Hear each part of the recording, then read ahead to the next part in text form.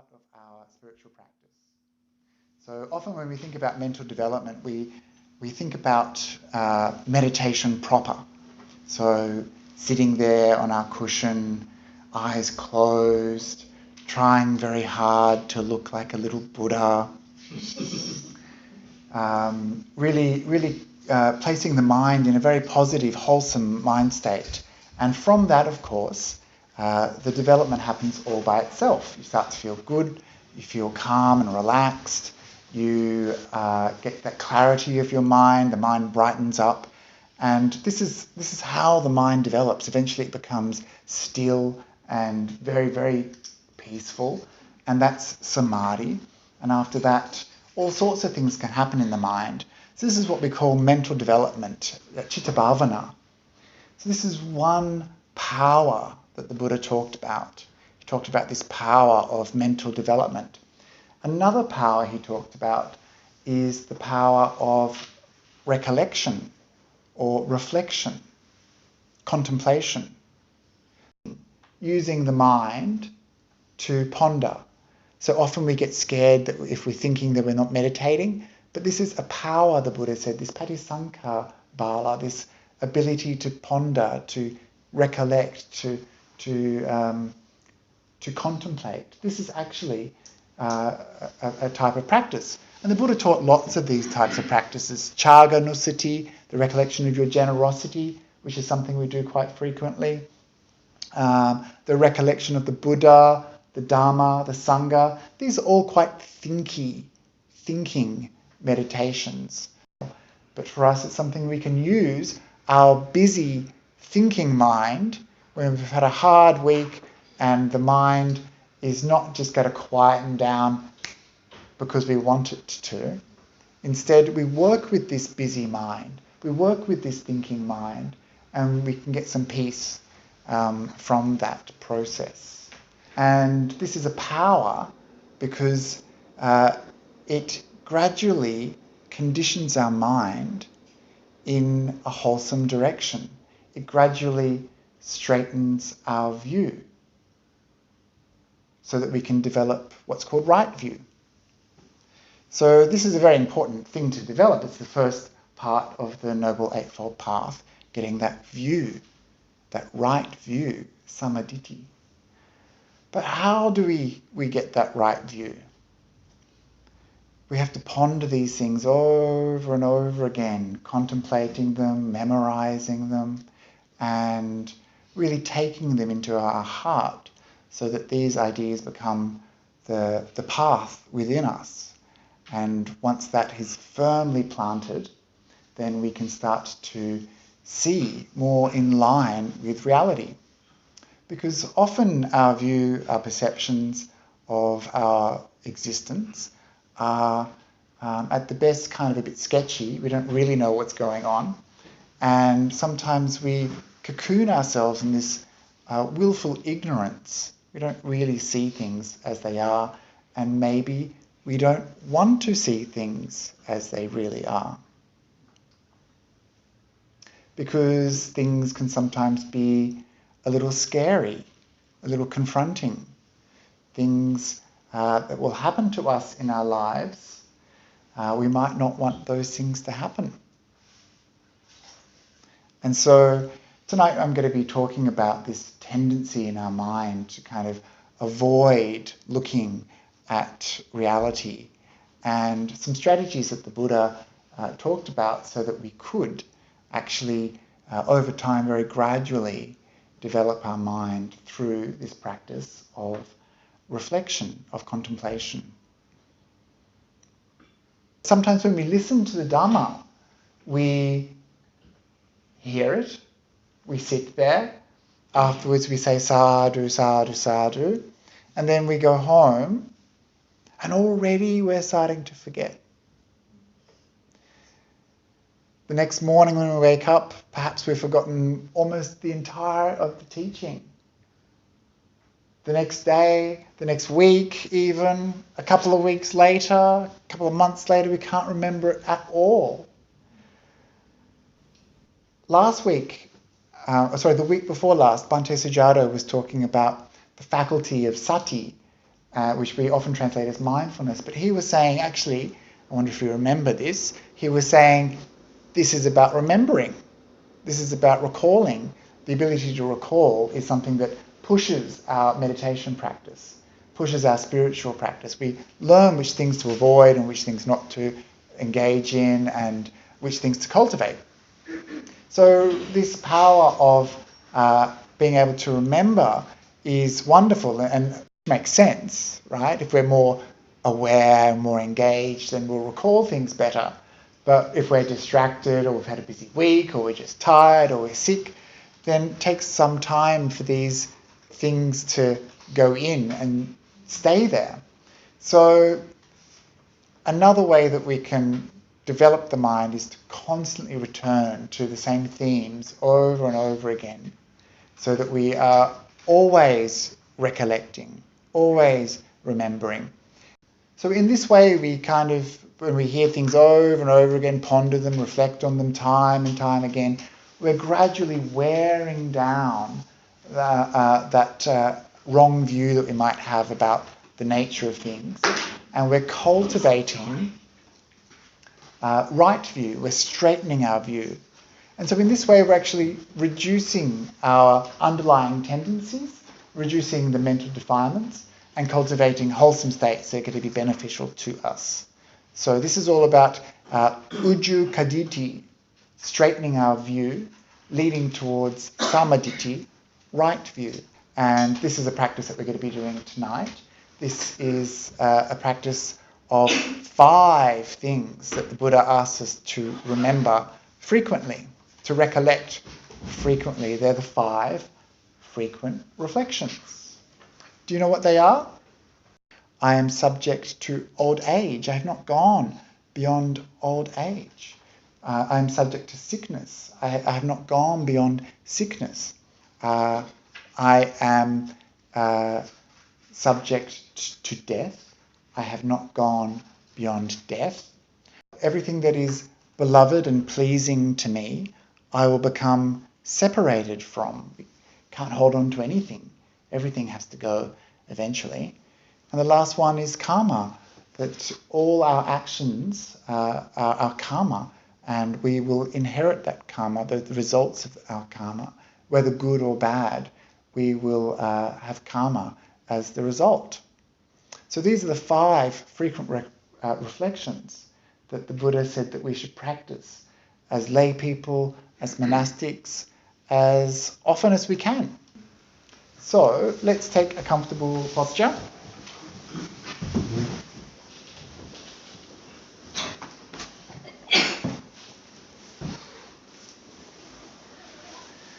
And so relax into the body.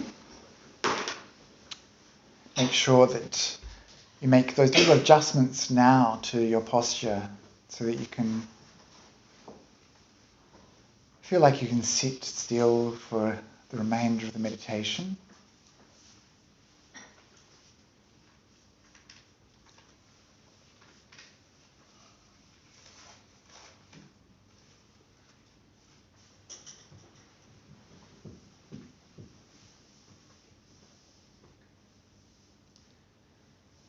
And so as always, we just begin by letting go.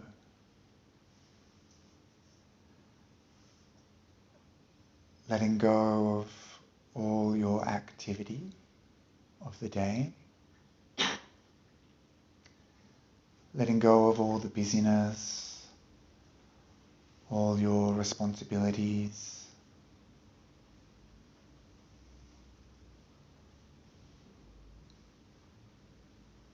Letting go of any problems or hassles.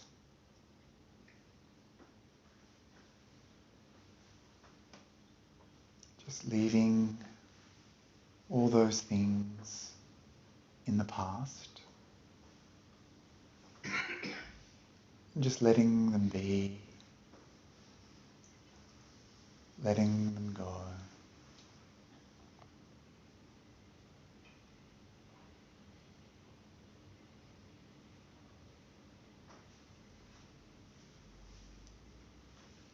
And not worrying too much about the future, not planning, not anxious, not worried about tomorrow.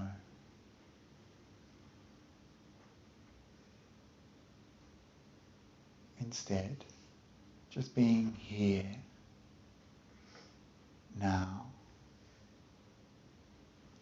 being present, aware,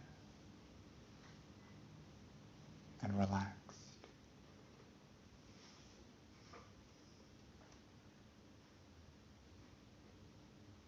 So as we settle in, just scanning the body from the top of the head all the way down to the toes, and just relaxing, releasing, letting go of any tension,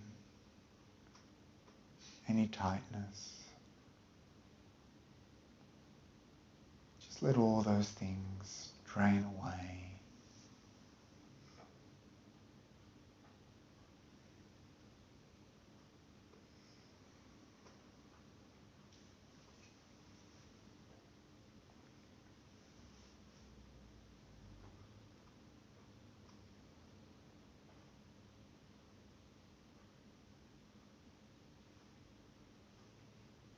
So do this, scanning the body a few times, relaxing as much as you can.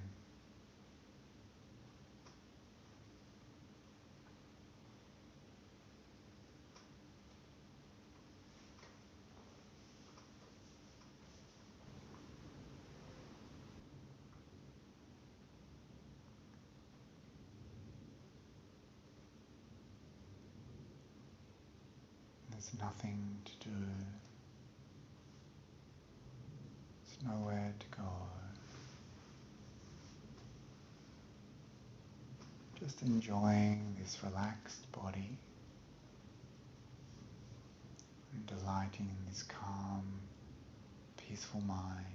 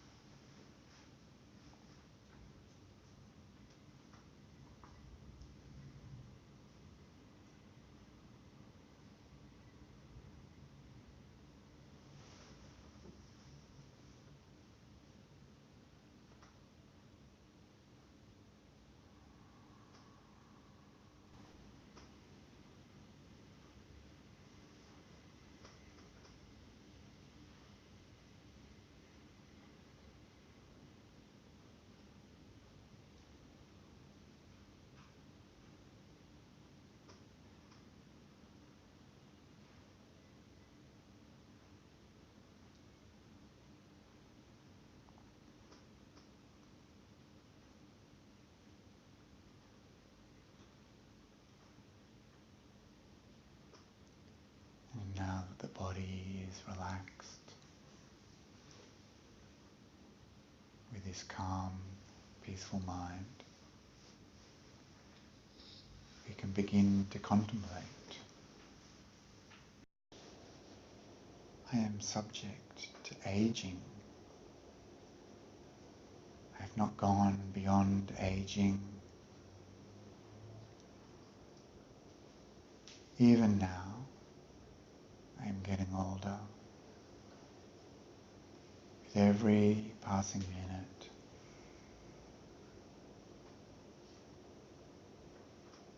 there's nothing I can do about it. Youth is slipping through my fingers.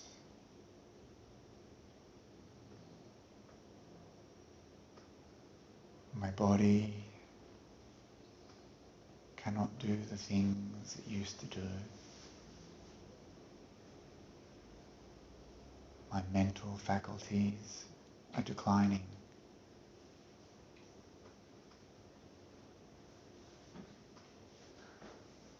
There is only one way this can go.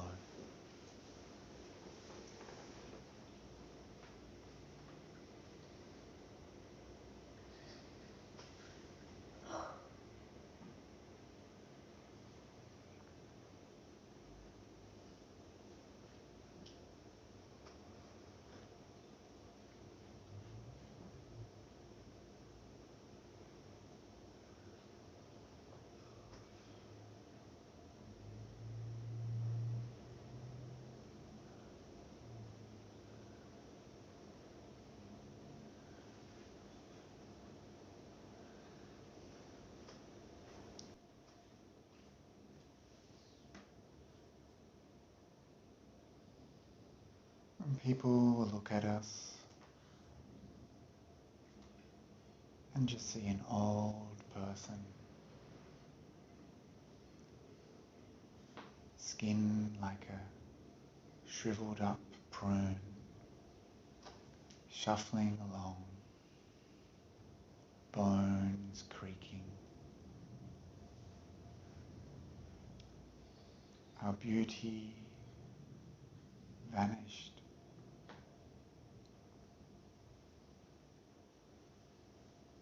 People won't see us for the things we used to be.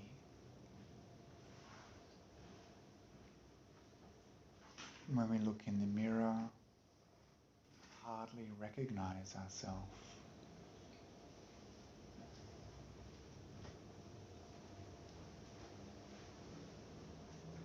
We become old.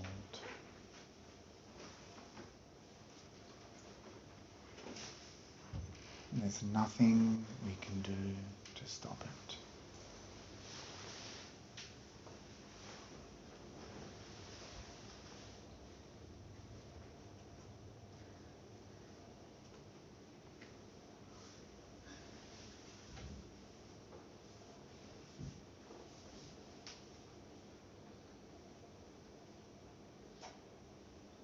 So what does it mean to be young? What does it mean to grow older?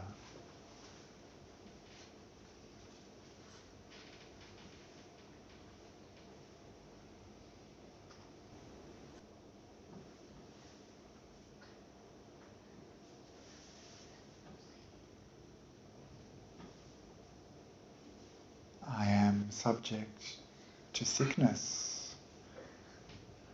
I have not gone beyond sickness.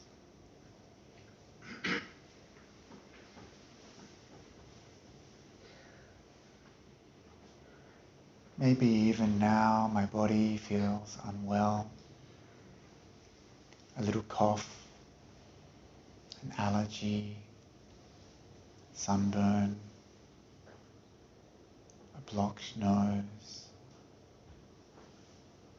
an old injury, pain in the back. This body is subject to sickness. And there's nothing we can do to prevent it. Bacteria in the air,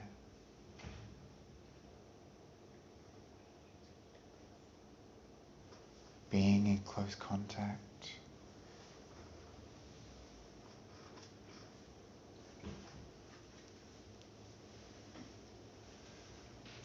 things we eat, things we drink. So many ways to get sick.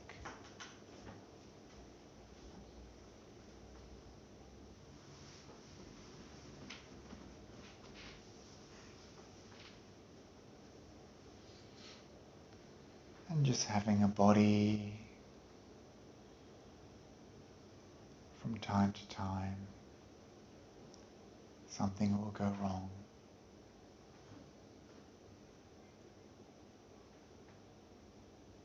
This body is always falling apart.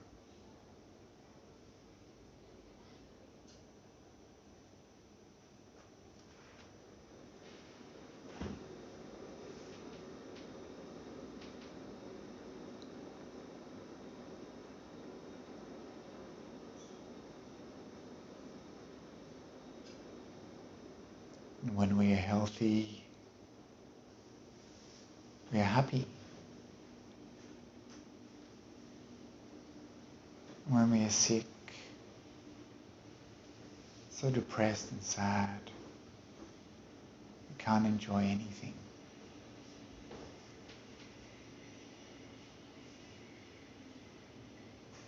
This body has not gone beyond sickness.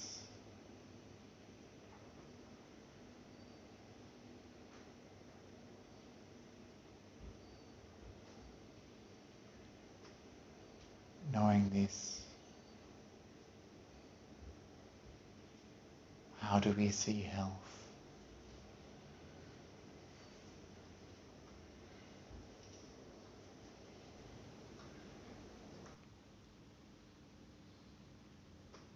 I am subject to death. I have not gone beyond death. It's true that I must die. This is something we should reflect upon again and again.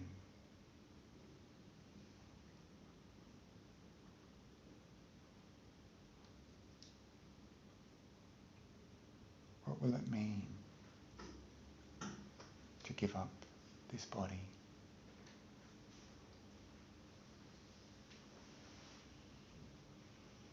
What kind of feelings does it stir up in you?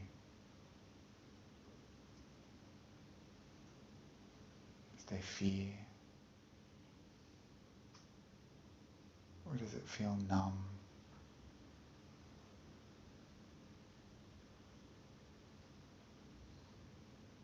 Have we really grasped this reality?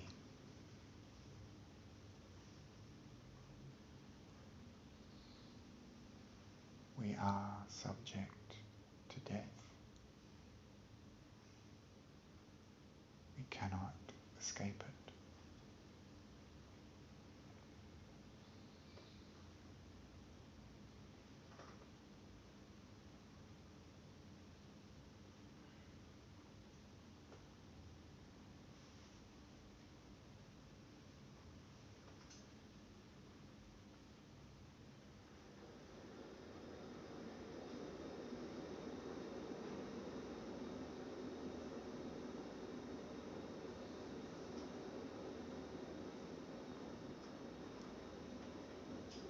And the time of death is uncertain. Could happen today, tomorrow, next week, next year.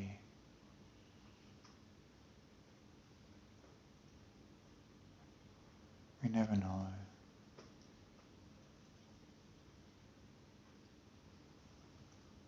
All we know is that we will die.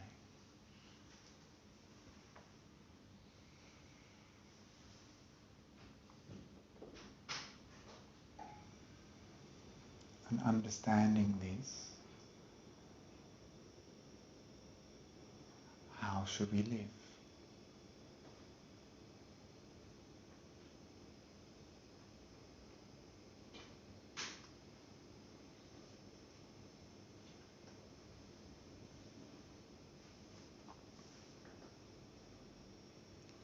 And we don't know how we'll die.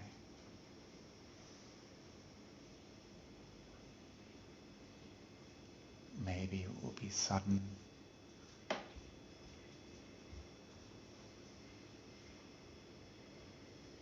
Perhaps we'll pass away in our sleep.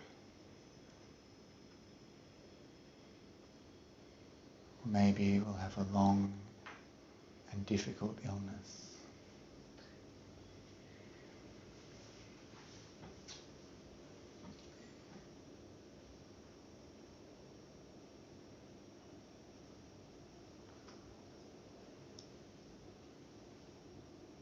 And so the way we die is uncertain.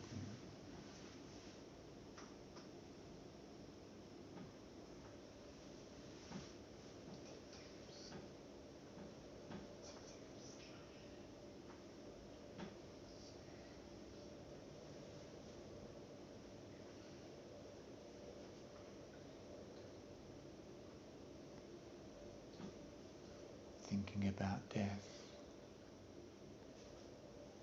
What does it mean to be alive?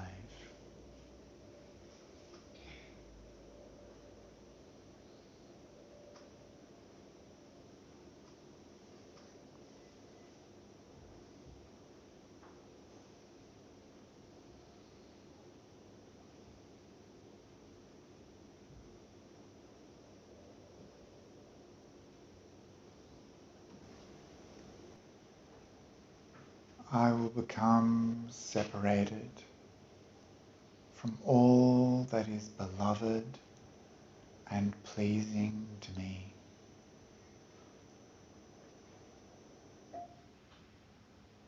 All the things I enjoy, all the things I have collected, built up in my life, must become separated from me.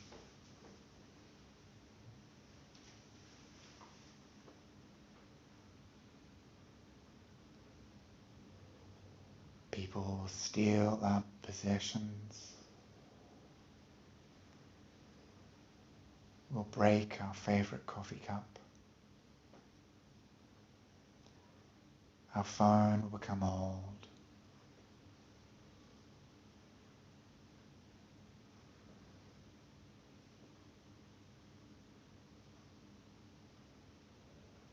All the toys we used to play with as children were thrown away.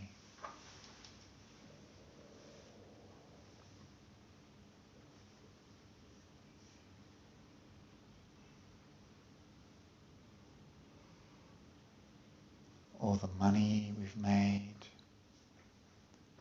all the houses we own, all our treasures, possessions, our status,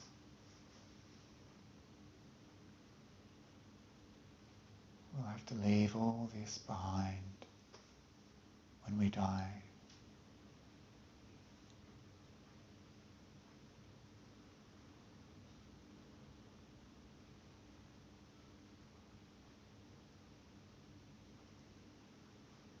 And our friends, our family, our partners, all those who are dear and beloved, we will become separated from them. They'll move away, fall out of our lives. They'll die before us. And eventually, we too will die.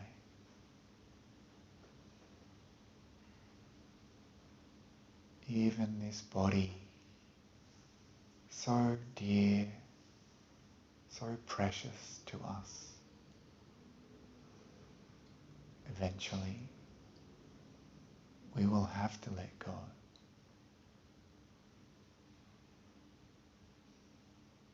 We can only be separated from this body when we die.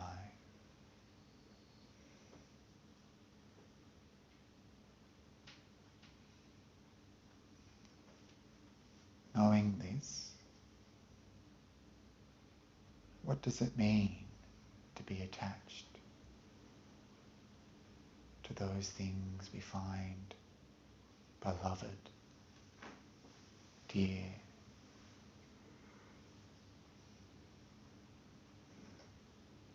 What does it mean knowing we must let go?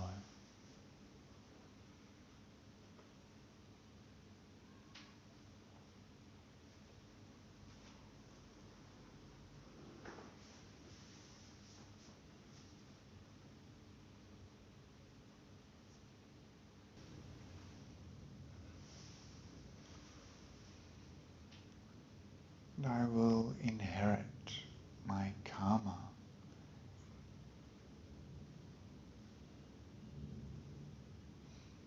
I will abide, supported by all the actions I have done.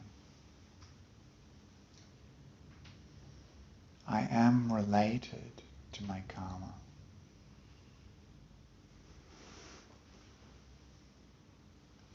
All actions, good and bad. I will be the air.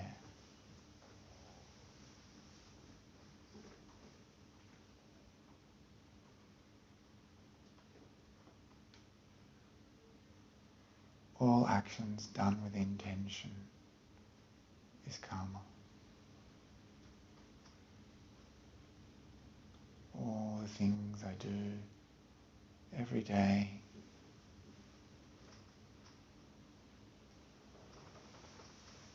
knowing this, how am I living?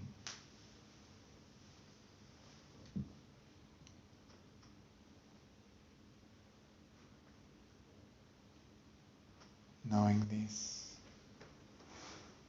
what result would I prefer?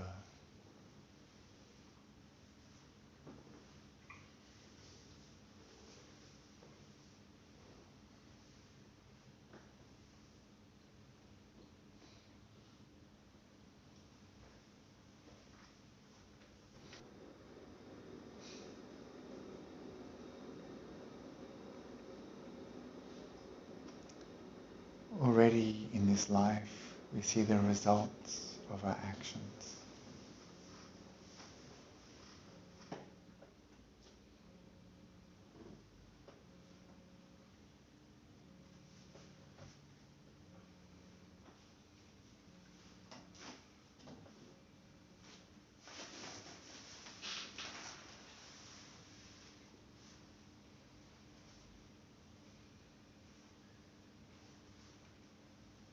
If we see the results of actions now,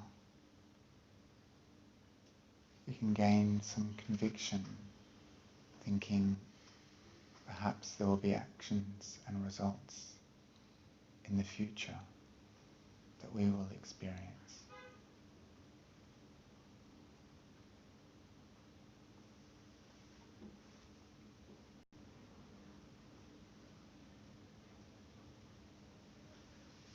And so as we come to the end of this contemplation of these 5 themes, old age, sickness, death, separation and karma, just ask yourself, how did it feel? How did it feel to see these themes in your mind? How did it feel to contemplate these challenging, difficult ideas? Was there some resistance? Was there some acceptance? Or did you have a neutral feeling? Was it uncomfortable? Did it not seem real?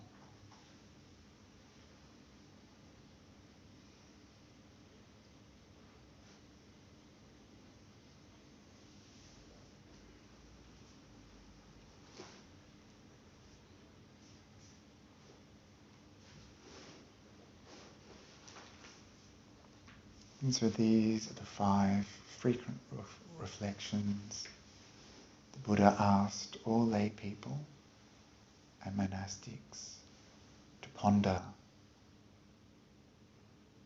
as often as possible.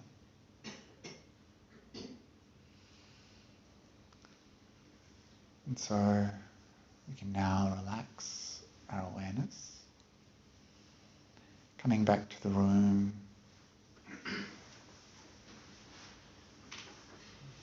arising from the practice, and when you're ready, gently opening the eyes.